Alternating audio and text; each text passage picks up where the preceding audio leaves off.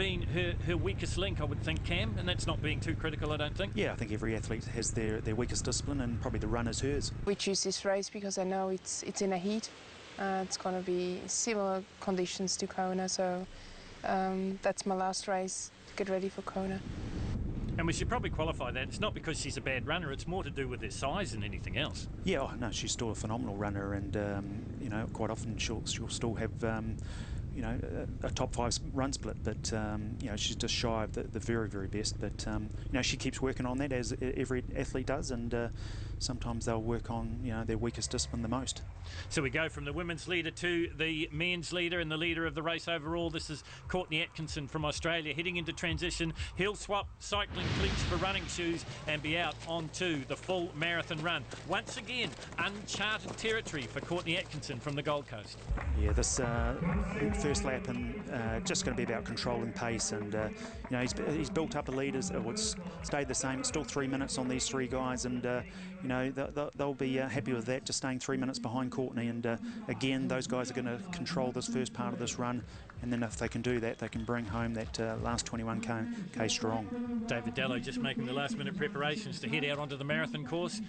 He seesawed with Tim Van Berkel in as well, and Courtney Ogden in and out of transition as we welcome back Fredrik Cronenberg from Sweden. Yeah, here's the danger man on the run. He'll be loving this, getting off his bike and now putting on his running shoes and getting on to that 42k run. The full marathon run is an undulating 6-loop affair, each loop heading out into the forest, around the gardens, and then along the beautiful foreshore, taking in the views of the South China Sea and beyond. Well, they say in golf, don't you, that you drive for show, but you putt for dough. And in the triathlon, you run for dough, because it's the last event, and if you can't have a good run, you're probably not going to win the event. At this stage, though, you'd have to say that Courtney Atkinson looks good. There's been times in the races I've done this year where I've gone through bad patches, and you know, although it sounds like I'm coming from a sprint career, we still race 2 hours at the Olympic Games. It's an endurance race. It's by no means easy. And I think one of the biggest illusions I've kind of gathered between a sprint racer coming across to long distance racing now is the fact that, oh, well, you'll have to up your training. And the fact is, we were doing, when we're going to the pinnacle of sport, to the Olympic Games, we were doing as much training as you can possibly do. So what awaits Courtney Atkinson is 6 laps of a 7k loop, and taking in the verdant forest, some forest track, and of course the beautiful coastal pathways as well. Yeah, I made sure I ran this course when I was in Bintan, and it's a tough one. You know, some flat sections and then some hills out the back. But here's Caroline coming in. She'll be enjoying getting off that bike. She's got the compression socks on to try and minimise any jarring, and that'll help, you know, after recovery for this event. But yeah, hats on for that run course, and again, more sunscreen. Second off the bike for the women is Gina Crawford, as Carolyn Steffen heads out of transition and onto her full marathon run. Has a quick look at her watch. So she's obviously sort of treating this as a bit of a training run as much as anything else. Yeah, she has to, you know. She's got to keep that in mind with Kona 6 weeks away, and you know, she'll try and just keep the distance between her and Gina and the other girls. And here's Tim Van Berkel. You know, he's looking good at this stage, but again, it's early on, and again, it's just controlling these first initial laps and running within yourself and not trying to go out too hard. This is a man you said that's a danger, Cam. This is Fredrik Cronenberg from Sweden. Yeah, he always just looks like he's running 10k, just so smooth and just so relaxed. And Freddie's always got a smile on his face, and you know, he just runs with ease. We talked before about the transition from swimming to cycling. Well, now we transition from cycling to running. How long does it take you to, as they say, get your legs back? Probably, yeah, within the first few k's for these elites. You know, they're used to running off the bike. They'll do it in training, you know, sort of twice a week. But you know, in a race like this, you're going to feel like jelly for a little bit. But you know, they'll get into it, get into their groove. And you know, Courtney, he's just covering himself, you know, with water, take on nutrition. He'll take on Coke, he'll take on water, he'll take on a electrolyte drink, and just do that every aid station after every aid station. It's just a must. Otherwise, you know, if you miss one out there, then you'll pay for it a few k's later. And that's part of the learning process, isn't it? Knowing what your nutrition is. A lot of people say the fourth event in triathlon, especially iron distance triathlon, is nutrition. Oh, definitely. It's something that takes a long time for some athletes to get used to, and you know, maybe Courtney, he'll experience that today, but all these other pros, you know, they've done numerous Ironmans, and they know what their body can hold. Caroline Steffen looking very good here in the early stages of the marathon. When I started, it was the weakest leg. I mean, my first run was 1K out and 1K back, and it was over 1 week. And by the time now, improved my run as well. And I actually would say this year it's a strength for me too.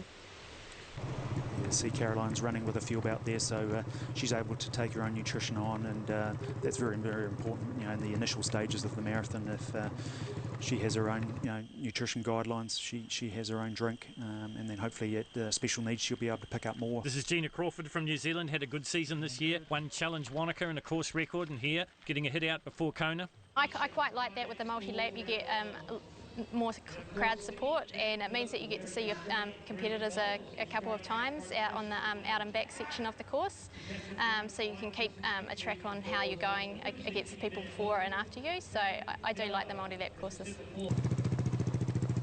Here's Gina again. She's got a quick turnover, and it looks deceiving, but you know, where a girl like Caroline has got a long stride, you know, longer turnover in that, but Gina's probably just as quick as what Caroline is. This is one of the half Ironman competitors, just taking in the aid stations, which are stocked with SHOT Sports Nutrition, the gels, the bars, and the isotonic drinks. This is my second time doing the half Iron, and then the reason being why I'm doing this is actually because I have another challenge in 2014. I'm planning to do my first full distance Ironman, so and that will be in Melbourne in 2014. So after this, I have another half Iron distance race. So this is just a preparation for that final, 2014 actually. In terms of time, my target is my personal best. I've done this before in Singapore, so hopefully I can do sub 6, hopefully, crossing finger. Also probably looking for a sub 6 effort is Vanessa Hodge.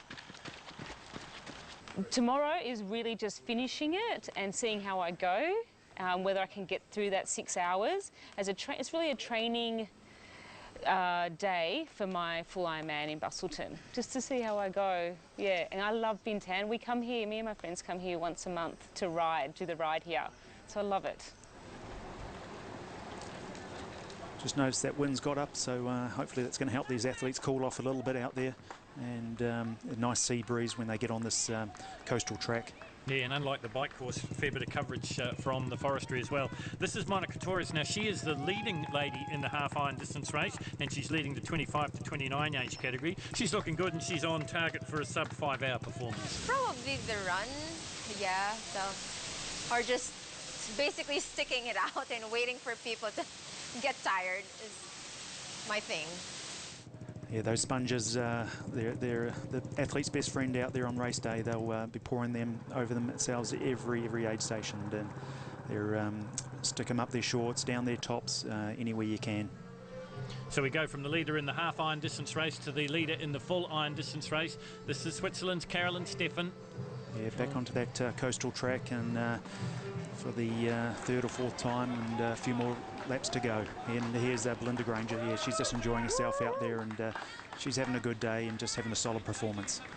Well, she's still inside the top 5 in the women's section here.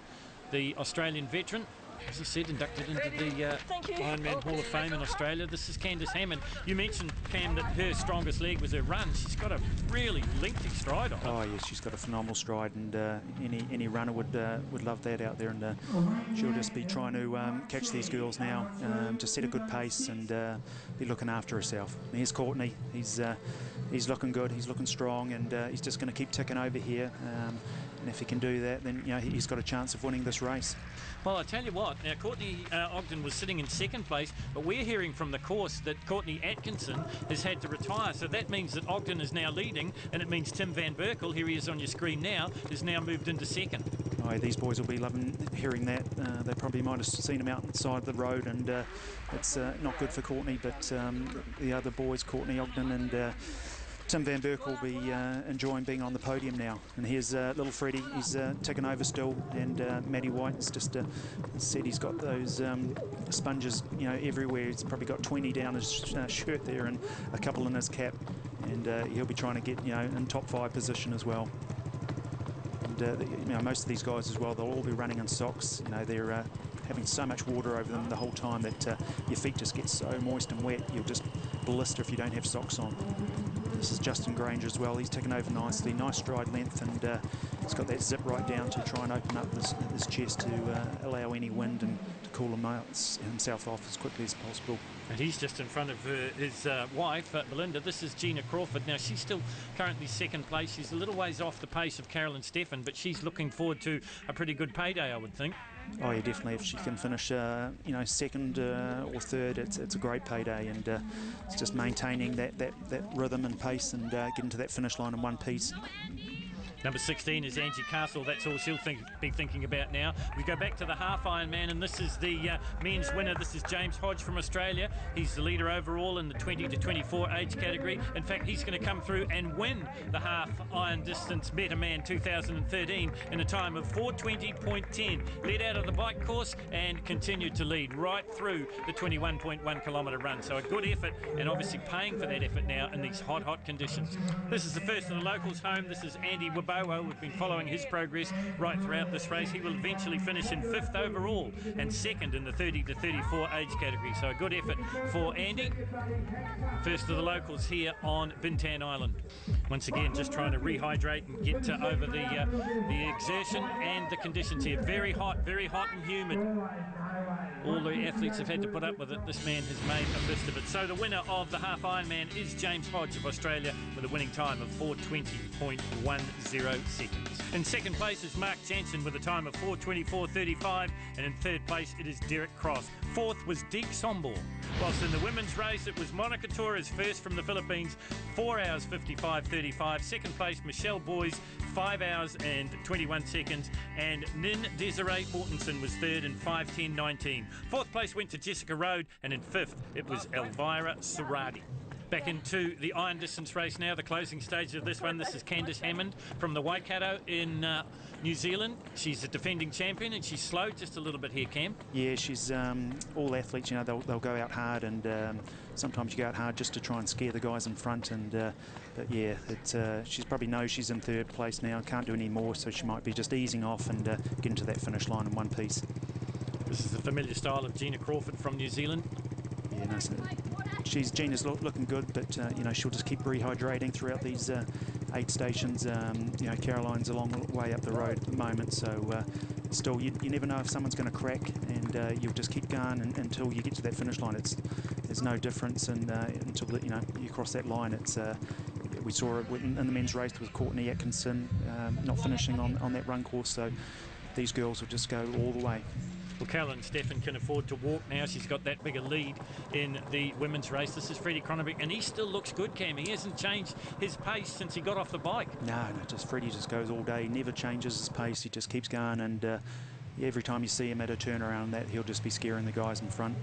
And Tim, yeah, I think he's still looking good, still in control, and his destiny, I think, is maybe second place at the moment, because this man is just, you know, on fire, and what a fantastic win for him. He's 41 years of age, and a fantastic win for the old fellas, that's for sure. Bit of personal opinion coming in here from Cameron Brown, 10-time New Zealand Ironman champion. Well, Courtney Ogden is going to be the Metaman Iron Distance champion for 2013. He's not too worried about the time, he's more worried about the prize purse, because huge money on offer here for this Iron Distance race. $40,000 for first place in men's and women, and it's the Aussie that's going to claim the majority of the money here at the Metaman. Crosses the finish line, and a good time in the conditions for Courtney Ogden, and you bet that he's happy. Yeah, he's just soaking it up. That's his biggest ever win. You know, $40,000. It's phenomenal. That's amazing. You know, there's not many races in the world. This is probably the second largest prize money event in the world. So not a bad payday for this man either. Tim Van Berkel, he'll be happy with that. He's got to the finish line, and he'll be glad to see that. And he's finished well, and yeah, he'll be on the massage table right away. Well, Courtney Odkin finishing with a overall time of 8:31.57. Tim Van Berkel 8:42.12. And in third place, just waiting to see the smiling Swede, and that will be Fredrik Cronenberg. He'll come across the line in third. This is Carolyn Steffen, and she has had what has got to be described as a pretty hard workout, a pretty hard training day, and a relatively easy win here at Metaman 2013. Although, having said that, no iron distance race is easy. She's going to come through and win, and maybe stake her claim in Kona this year using this race as preparation. Yeah, she'll be loving that. You know, she had a phenomenal bike ride, 4 hours 49 minutes, and then topped it off with a 3 hour and 29-minute marathon. So it's pretty good a training day for her, and the next 6 weeks will be all about, you know, a little bit of recovery, but a little bit of speed, and hopefully that'll put her in great position and to take off that #1 spot in Hawaii. So she's completed the 3.8 kilometre swim, the 180 kilometre bike ride, and the 42.2 full marathon run in 9 hours 13 minutes and 57 seconds. And look at this, she's got energy to dance with the Lions here on the finish line. So the men's full result sees Courtney Odkin from Australia taking the win from another Australian in Tim Van Berkel. In third place it was Fredrik Cronenberg from Sweden, and in fourth place it was Matty White from Australia. Also from Australia and in fifth place, Justin Granger. Whilst in the women's results, it was an all-the-way win from start to finish virtually for Carolyn Steffen from Switzerland with a winning time of 9:13.57. Gina Crawford of New Zealand finishing second in 9:28.17, and in third place, Candice Hammond. I made the pace on the bike in the second lap, and I think I hurt Tim and Dave, the two guys that were with me, and then I got off and I had legs for the run, and I was fortunate enough that Courtney